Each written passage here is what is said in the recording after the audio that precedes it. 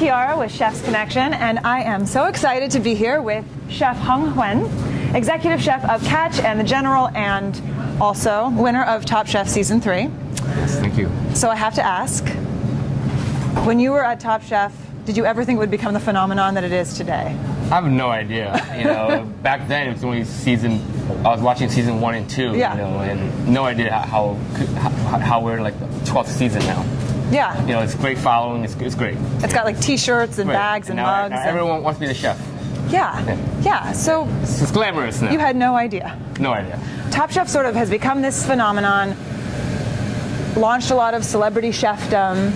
You know, whatever that means. Yeah. And definitely your name, because of a winner and just being on the show, is everywhere, and people like to ask you questions like I am today about Top Chef, but obviously you have tons of other things going on. So how does that feel for you? Is it a good thing? Does it feel like it overshadows accomplishments? Yeah, I think it's been a long time since I won Top Chef, but it's still an amazing feeling to have people still today, every day, literally every day, call to me and saying, "Hey Hong, how you doing? Nice to meet you. You know, great job. Congratulations." Yeah. So it's like, wow, it's like 7 years ago. On the street, you know, still. So and people still Facebook me and say, "Hey, you're an inspiration." It's like, wow, you know. I feel like I did something for the industry at least. Yeah, well, absolutely. And I mean, I guess my point too is that you've done a lot of other things. You've worked at a ton of fantastic restaurants all over the country. You now are executive chef of 2 restaurants here in New York City. So you've also done many other things. Yes. Including moving to Puerto Rico when you were 19 years old. Yes. Right after high school, bored.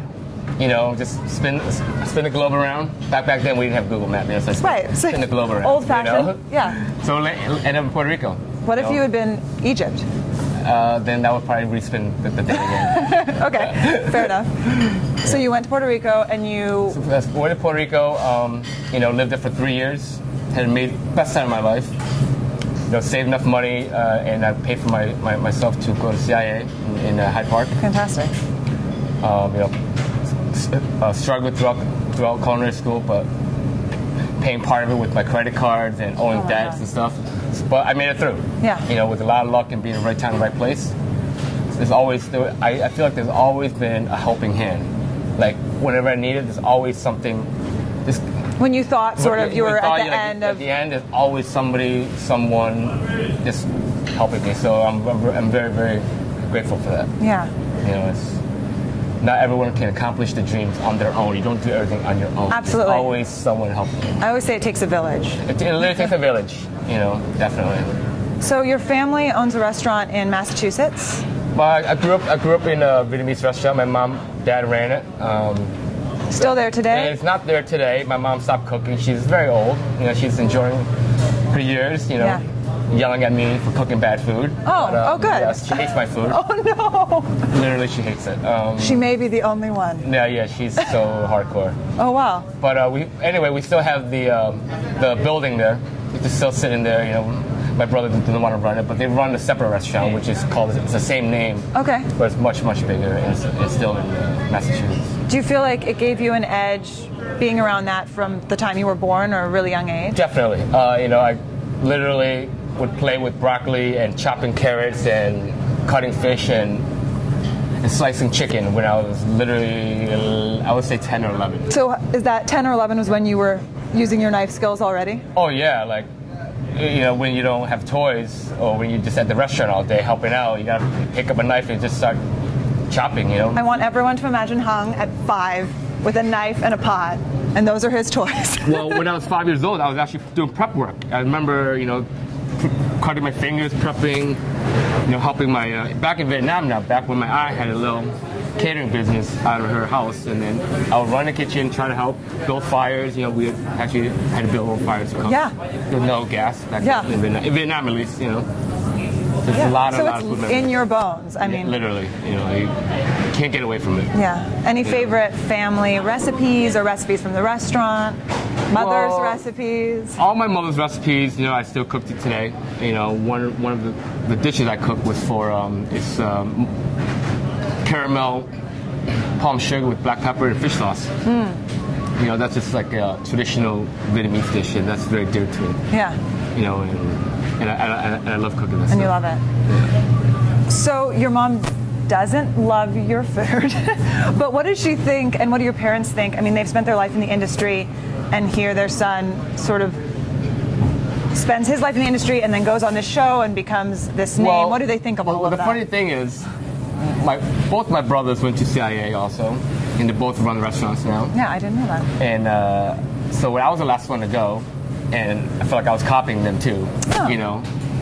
But then my brother, my mom, and other family relatives, they all run restaurants themselves. Okay. Okay. They So all run it's restaurants. everywhere. Every one of them run restaurants. So they were like, "Oh, get out of the business. You're never gonna have a life." Blah, blah, you know, the whole list of things. Sounds a lot like being an actor. Yeah. No. Well, actors Don't do it. Yeah. But it's like, don't do it. Well, at least actors get paid, right? So anyway, everyone tried to talk me out of it. Yeah. Called me a fool. Blah, blah, blah. So I'm like, okay, no problem. I'm gonna keep doing what I do. And then after One Top Chef, not a peep from anybody. Not a peep. Done. Yeah. All very proud, all very happy. Now my dad loves to brag about it. Oh, good. You Okay. know, so You're so pays Vietnamese Chinese. my dad's Vietnamese, mom's Chinese. And both from Vietnam. Both from Vietnam. Yep. And that's what they cook in their restaurant. And you said there's kind of a dearth of good Vietnamese food here in New York City?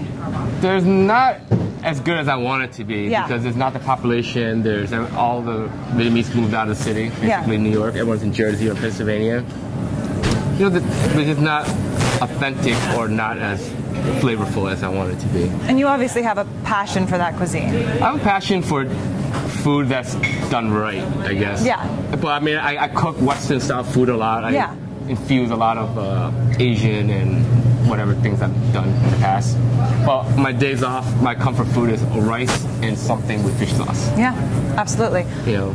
Do you think could we look forward to a future restaurant focusing on Vietnamese cuisine from you, or is that something you have an interest in, elevating that, or bringing that in a better version? Yeah, I mean, I definitely don't want to say yes or no, or, you know, there's always... ... Yeah, there's always, you never know. Yeah. You know, but I definitely want to bring at least Southeast Asian, if not Vietnamese food to another level.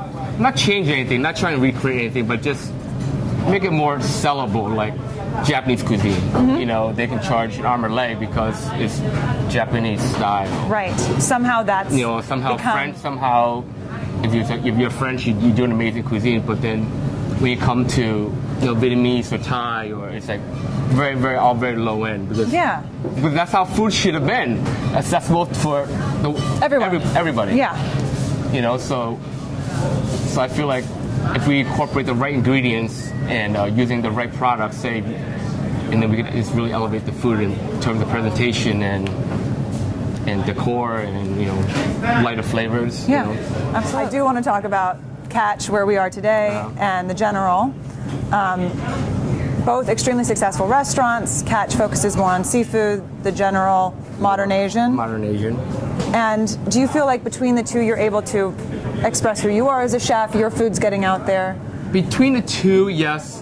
Catch, I have a little more freedom because it's 95% seafood, and and the concept is really based on globally influenced, so I can do whatever flavors I want as long as it's seafood in the style of Catch. Yeah, it's a large. So I don't really have any boundaries here, as long as it's approachable, not anything weird, not chef food, because God forbid we do anything weird. Yeah, we'll go out of business. We're just feeding chefs. Right, right. Even though that's so fun. Yeah, but dare I ask what you do with your free time to relax, if you have any, or what you do to unwind? Sleep? No, you don't even. I try to sleep, but I just so wound up every day. Just like I just want to do something, like just rip things apart and just like. Build things, break them. Yeah, I just want to do so many things. You have an insatiable energy. Yeah, and I actually need to calm it down. At night. Yeah. Yeah. So still discovering what will help you. Yeah, I mean, I know what it is. I know what helps me calm down when I'm home. And it's not cigarettes either. Yeah. Well. Yeah. You know. Hey, that's what chefs do, I think, right? Any mentors? Well, I mean, I've worked with so many, not so many, I would say. I've quite a few, very dedicated chefs, very famous chefs, but not just famous, but even though sometimes they're not there or they have other locations, you feel their presence. You know their philosophy is still there. You know you don't want to do the wrong thing because you feel they're watching you, and you want to, and then in return, what I did was push myself to be the best I can be, and assume someone's always watching me. That way, you always form the habit of working in a precise way, in a clean way, not just clean or not just pick up your mess when there's a boss staring at you. Yeah. So I push myself for that habit. Is that what makes you just continue to strive? Right. It's that over habit and over? of what if my mom's watching me? What if this master's watching me? What would I do? Yeah. You would try to work your ass off and push and impress. Absolutely. And in return, you push yourself. Desert island, 3 foods. Oh boy. Only 3. Don't give me 4, please. 3 foods. Well, a lot of things don't grow on an island. No, it's imaginary. Imaginary. You can bring island. anything. You can bring hot cocoa. You can bring anything you want. That's the last thing I would ever I do. know. But I'm just trying to say. So food ingredients, right? Only food? Okay. Chia seeds. Chia seeds. That's a good one. Chia seeds, and I mix it with coconut water at home. Chia seeds and coconut water. Is coconut water the second? Yes, coconut water is the second. Okay. It's naturally there. So that doesn't even count with it. It's already there. So Nobody can answer this question. So that's a given. So an island is a given. Okay, is scratch there. salt and coconut water. Fine. Okay, chia seeds. Chia seeds, fish sauce. Fish sauce. Thank you. No. The island, I could kill the fish, soak it in salt water, and make my own fish sauce. So no, I wouldn't eat fish sauce. I think what we've learned is that Huynh doesn't need anything because he can make everything on the island. What would I want? Oh, do you want your food to be remembered either in a grand sense or even just when people leave your restaurant? Like, creating that memory, creating creating that emotion, and be able to bring tears to someone's eyes or bring goosebumps to them. Yeah. It takes a lot. Yeah. Like for me personally, eating an authentic dish like the caramel fish I was talking about, that brings goosebumps to me. It brings back memories. So, and food is all about memories and what we know and where we first had it, and it travels with us. So, so it's a very sensitive issue for people. So basically what I try to do is create similar,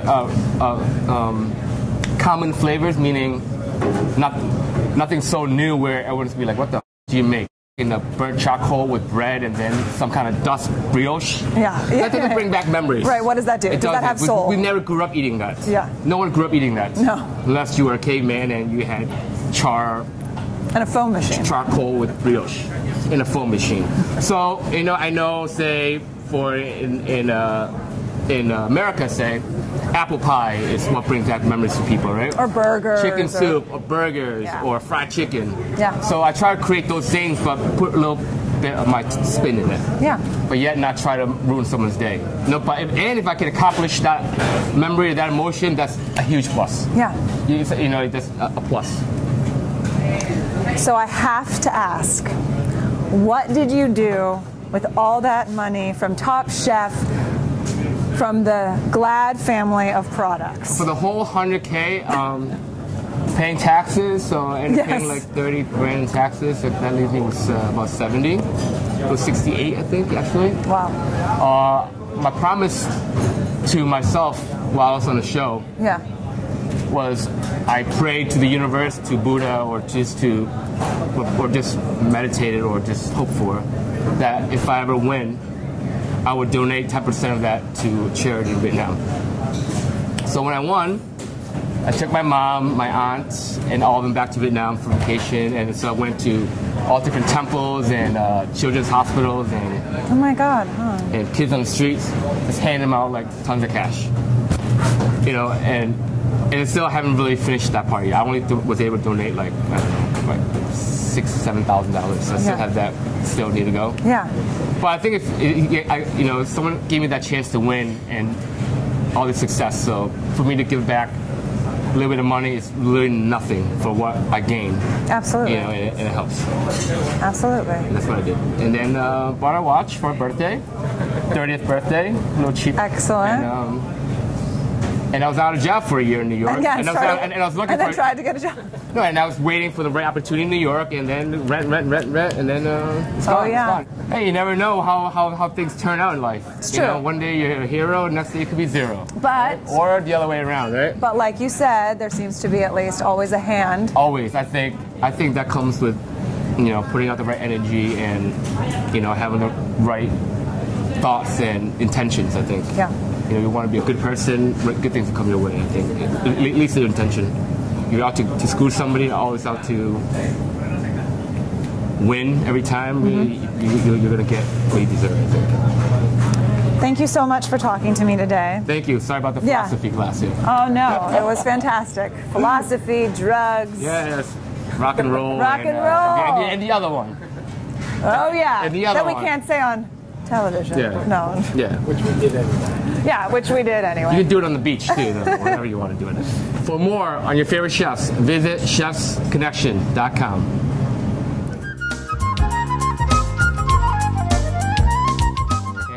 God damn, I can't say what I want. Yes, you can. We can edit it out. We'll bring marijuana. Okay.